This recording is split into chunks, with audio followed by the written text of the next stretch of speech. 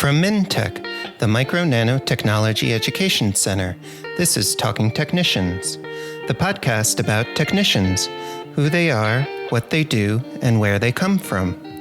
I'm your host, Peter Kazarnoff. I teach technicians and engineers at Portland Community College. In each episode, you'll meet a working technician and hear their story. That means real interviews with real technicians about real jobs. At the end of each episode, you'll hear actions you can take if you want to be a technician too. In this episode, you'll meet Amber. Amber works at Icon and is based in Los Angeles, California. Amber, welcome to Talking Technicians. Thank you, Peter. I'm glad to be here. So Amber, you're based in Los Angeles. How long have you been there for? About 4 years. And where were you before Los Angeles? I was on the East Coast. That's where I spent most of my time, but most of my family lives here on the West Coast. So when I decided to do a career change, I decided to move west. Mm-hmm. And did you grow up in the Los Angeles area? Actually, the Phoenix area. In Phoenix. Yeah. And is there anyone else in your household right now? Nope, just me right now. And is there anything about Los Angeles that brought you there and that you feel like people should know about? Well, it's a great place. You can go skiing, surfing, so all sorts of seasons, not too far away. So that's good. A lot of people like that. And also I was interested in the sort of biotech world, and most people think of Northern California, like where Apple is, or they think down in San Diego, but actually Los Angeles has a very growing area. So there's a lot of opportunity to plug into the biotech world. And Amber, when you mention biotech, what do you mean by that? What are some of the things that biotech can do and help people with? So biotechnology is sort of a large umbrella for a lot of different things that can fall under sort of pharma. I came here intentionally to look at stem cell research. It can also deal with agriculture. So it can send you in a lot of different ways and a lot of different opportunities, whether that's in the manufacturing side or the research side. So it's a old but new sort of area that a lot of people seem to be getting into right now. Amber, you mentioned that you were drawn to stem cell research. What's your current job title and what do you do day to day at work right now? I was drawn to stem cell research mainly because I hadn't heard much about them other than basic biology years and years ago. So, but you were going to get a chance to get hands-on experience with cells. And I just thought that sounded really interesting.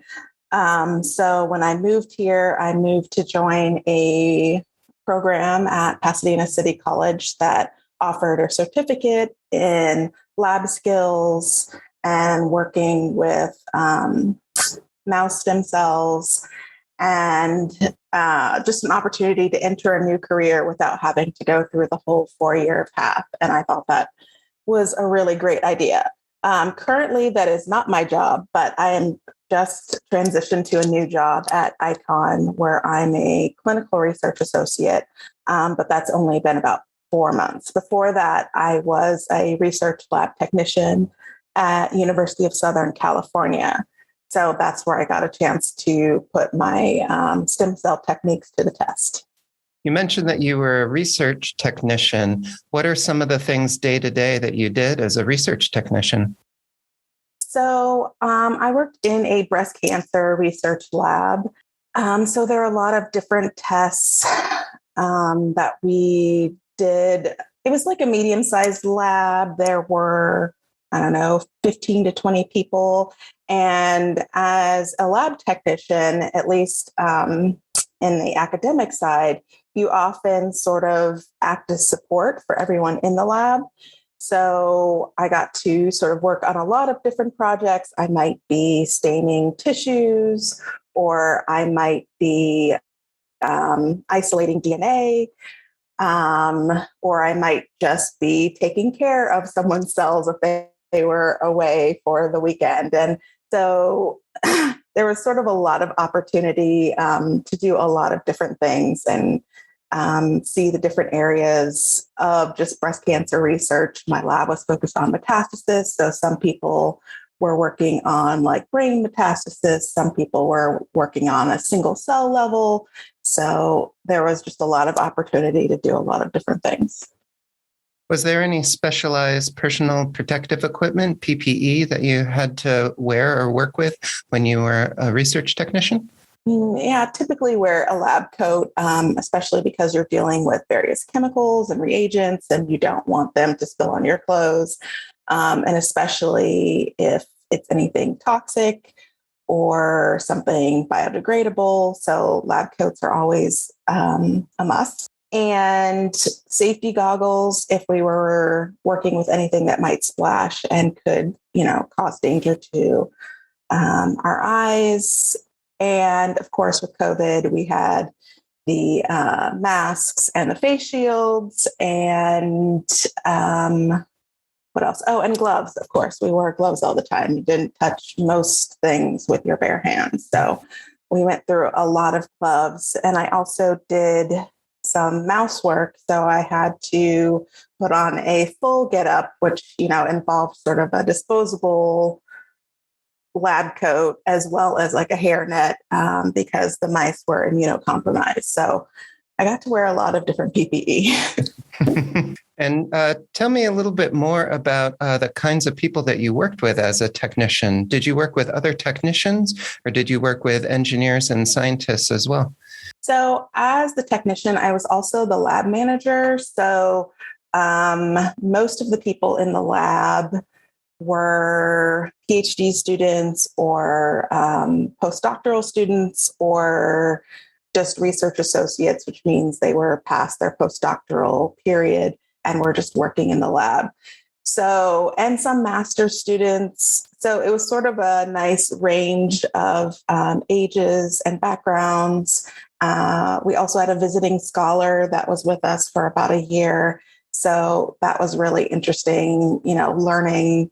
Like she had her own lab over in Asia where she was from. And, learning, she came to like learn the techniques that we had here so that she could take back to her lab and did some collaboration. So a lot of different sort of backgrounds. And I was fortunate to be in a lab that was really cohesive. So I, if I wasn't quite sure how to do something, I could ask questions and our principal investigator who was in charge of the lab was also really great about answering questions and just being very available. Can you tell me a little bit more about what a principal investigator is, and then also about what kind of communication you did with your team members? So a principal investigator means, different things depending on what field you're in. But at the academic level, that usually means someone who has a lab that they're running and they are, they've gone through their PhD and their postdoctorate work, and they've decided that they found something in their work that they want to explore on their own, and they want to open up basically their own lab. So they're in charge of assigning projects to different people in their lab, making sure that the work stays on track. They do a lot of grant writing, at least in academia. So they're sort of the head honcho of the lab. And as far as communication, being there for COVID was hard, and we had to open up a program called Slack, which was basically sort of an instant messaging service. And that was a good way to keep people in communication because we were working in shifts. So you might not see someone because they were on the night shift, or you were on the night shift and they were on the day shift. So we used that, but also before COVID and then after restrictions sort of lifted, people were in the lab, from somewhat normal business hours, like 9-ish to 6-ish. So it's just sort of a big room with a lot of bench space and desks. So, if I had a question, I could just walk over and ask somebody. We also had a text message group, so it was easy to contact them. And my principal investigator wasn't always on site because she also taught classes or may have had to go to conferences. So she was always available by phone or by Zoom. So we used Zoom a lot, as I'm sure many people did during the pandemic. What part of your work as a research technician did you take the most pride in? I think just being able to help out with work that people may have known how to do. For instance, I got very good at cryosectioning. So cryosectioning is where you've taken frozen samples. So if we sacrificed a mouse and we were investigating whether there was metastasis in the liver, we would take out the liver and freeze it in liquid nitrogen. And then later on, I could go and take very small sections, like 8 micrometers thick, so very small. But that's how you could stain them. And I just got really good at that. And that was something that other people in my lab knew how to do. But the more you do something, the better you get at it. So I was often asked to do that. So it was nice to sort of have a skill set that people kind of looked for. Can you provide sort of a ballpark salary or range that technicians make when they work in the bioscience industry like you did? Well, I will say it does vary between academia and like industry. Like if you're going to work for, pharma like Johnson & Johnson or Amgen or something like that. But in academia, I think it's important also to say that a lot of salaries are based on grants. So this is really why it's important for the principal investigator to be good at grant writing, because more money means she can hire more people. But the salary range for my position was probably between like $18 to like $23 an hour. And that kind of varies on how much experience you have. And then there are also ways where you get a different job title, but you may still be doing sort of the same type of thing that could get you a little bit more higher on the pay scale. What types of flexibility or job benefits like healthcare or retirement did you enjoy when you worked as a technician?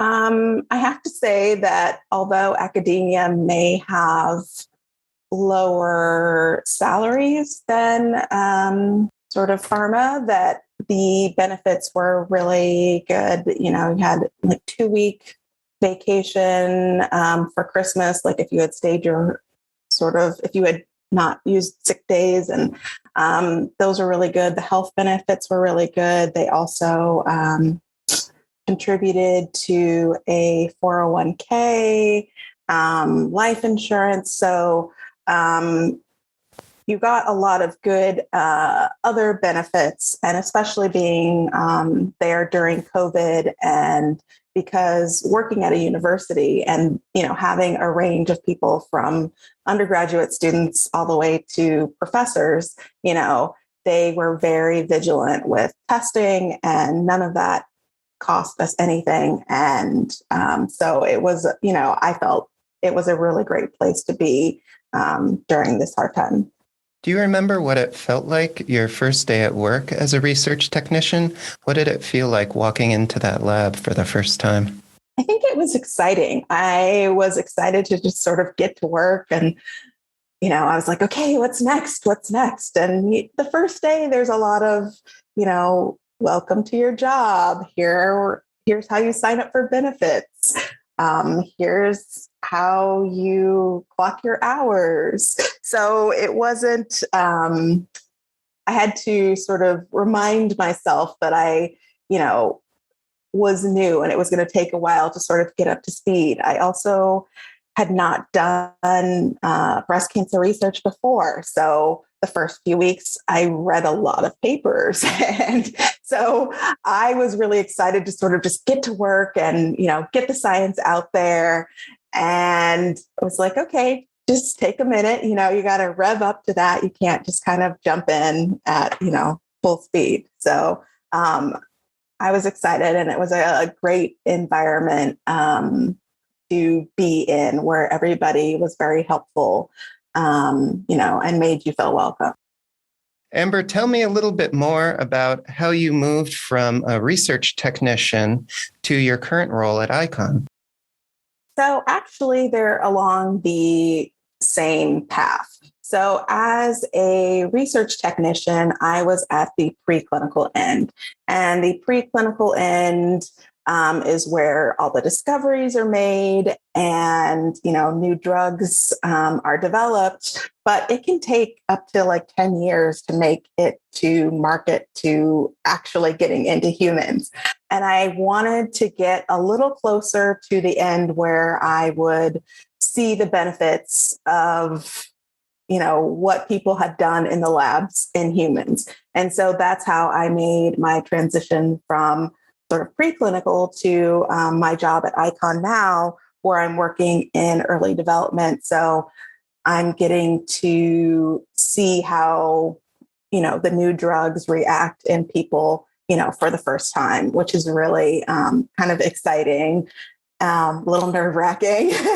And just sort of getting to see the effects sooner. I mean, I really think that there's a lot of good work happening in the lab, but it's also been really interesting to see what all that work was, pushed further down the line.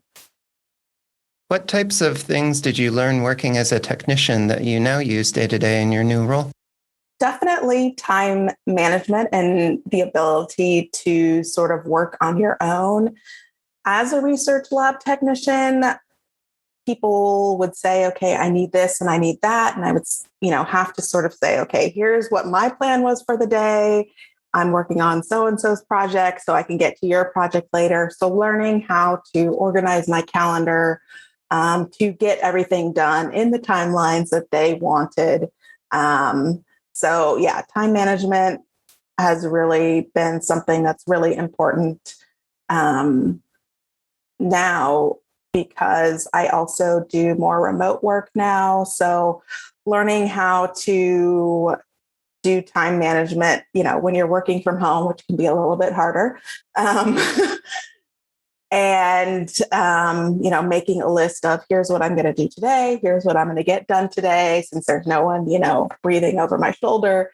So it's been really helpful to sort of have that experience of setting my own calendar and planning out, my day or my week. Amber, we've talked a lot about your work life. Let's switch gears and talk a little bit about education. Tell me about your journey moving to Pasadena City College. What prompted you to make that decision, and what was Pasadena City College like? Well, this is sort of my second career. I was previously a production stage manager. So the short version is that I worked on productions on Broadway and touring productions as sort of a manager, providing oversight for the productions. And that was a great job, but did not allow for a lot of sort of time to be with family. And I decided I wanted to have more time to do that. And with most of my family being on the other coast, I was like, what can I do that I think that will still be interesting? And when I first went to school at University of Virginia, I was initially pre-med, and I was going to go that track. And then I got the theater bug, and that kind of stole me away. But I thought, let me go back to science. Let me go back to something that I used to really enjoy. And in looking for that, my mother actually told me about these biotech certificate programs that you could go through at the community college. And I looked at Pasadena's program, and it was hands-on, and it also involved research, which I thought would be really interesting and sort of, keep your brain going. And so that's why I moved out here for that. And then being in that program, I learned a lot of different techniques. From the bench to learning how to do better research, to learning how to put together scientific posters. And then that program also is connected with the CERM Bridges program, which is the California Institute for Regenerative Medicine. And that program grants certain institutions money to then send people to work in labs. And so that's actually how I ended up at University of Southern California. I was a part of the CERM Bridges program, and my site was University of Southern California. So that gave you hands-on experience, in an actual lab, so you could see what that was like before, fully diving in. And I think that's another thing that's really great about community colleges, is that you can explore a lot of different options without committing to a full 4-year program. What advice would you give current students or people who want to transition careers and work as a technician? Well, first of all, I would say it's never too late to try something new. And as I was saying, community colleges are a really great way to move into new careers, and it's financially affordable. And if you want to work in biotech and any sort of industry that you're not too familiar with, just start with like internships or reaching out to people that that are in the industry that you can talk to and find out more from them about the jobs. And they may have maybe not internships, but you may be able to shadow them. So there's a lot of sort of different ways that you can connect with people in the field that you're interested in. And people I found are very helpful. I mean, people that I didn't even know, I would, email and say, hey, I hear you're in this area. Can you give me some advice on, how I can get in, or books I should be reading, or certifications I need, or classes I should be getting. So don't be afraid to reach out to people you don't know. Amber, do you have a final call to action for students or people who want to transition their careers like you did? What would you tell those people right now? Network. As I was saying, find someone like in your circle who's in the field, but even if they're not, LinkedIn, set up a LinkedIn profile. Even if you don't have the job that you want right now, I connected to a lot of people that had the job that I was looking for, asked them for tips, again, asked them, if there were specific certifications I needed. And not everyone got back to me. So, but the people that did were very generous. And I still talk to a lot of those people that, they check in with me. And it's important that it's not just a sort of give relationship. If you're local to them, offer to meet up and talk over coffee, and try to set up more of a relationship as opposed to just tell me everything how do I do this situation.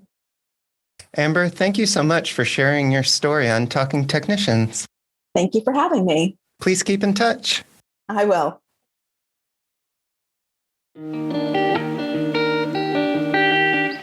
Talking Technicians is produced by MNT-EC, the Micro Nano Technology Education Center, through financial support from the National Science Foundation's Advanced Technological Education Grant Program. Opinions expressed on this podcast do not necessarily represent those of the National Science Foundation. Join the conversation.